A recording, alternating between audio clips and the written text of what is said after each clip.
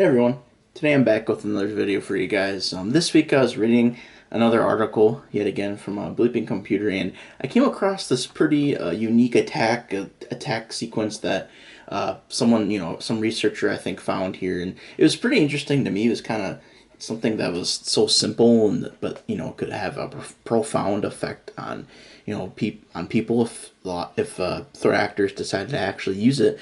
But essentially, it's really cool. So this attack kind of seems more to kind of target androids, but I think it could target iPhones, or even other types of phones like Graphene OS, or even other types of Android distributions like one-offs in the future, right? But essentially, what happens with this hacking technique, they call it like TapJacking or tap trap. Essentially, it's almost really simple, right? Essentially, high level overview, what it is you have an application open. Let's say like you're shopping online and you're about to check out with like a cart, right?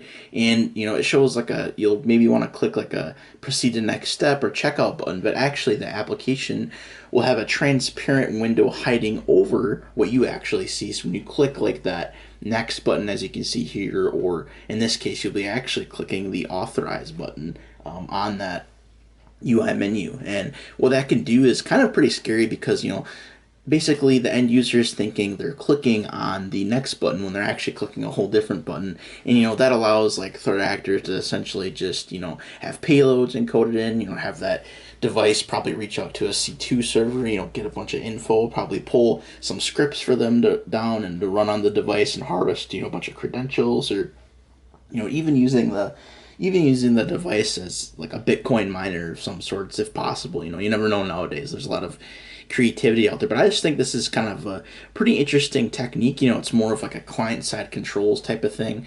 I know in college, in one of my pen testing classes, that was one of like the first exercises we did, like just to get, not like in a higher level class, but like in a lower level class, like to showcase like client side controls and how those aren't good, because the client can usually manipulate them. And it was basically like okay, you're given a string and you have to input it into this input box, but you're not able to do it.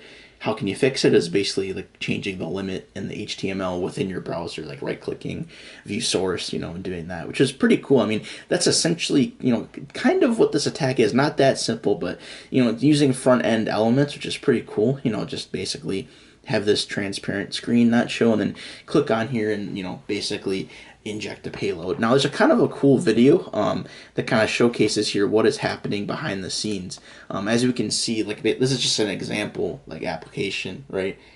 To simulate tapping around, and you can see the attack is, they're saying the attack is in progress, right?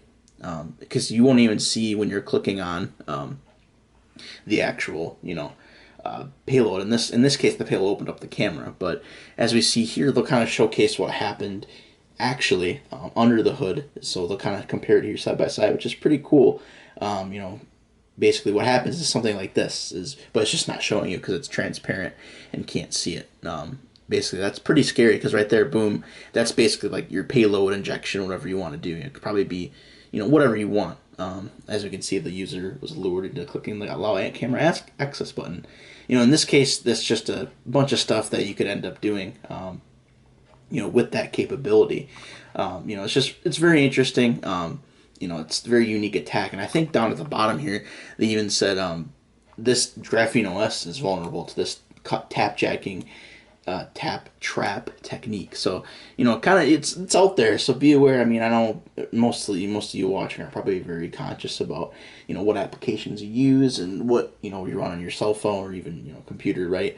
But for me, this is a really interesting vulnerability. I always like it when you find techniques that seem really simple, but you just don't think of it. It's really that thinking outside the box method. But yeah, that's all I really have for you guys today. Let me know your thoughts down this below, like if you ever kind of done anything like this, or client side control stories, whatnot. But yeah, I hope you guys enjoyed, and I'll see y'all later. Peace.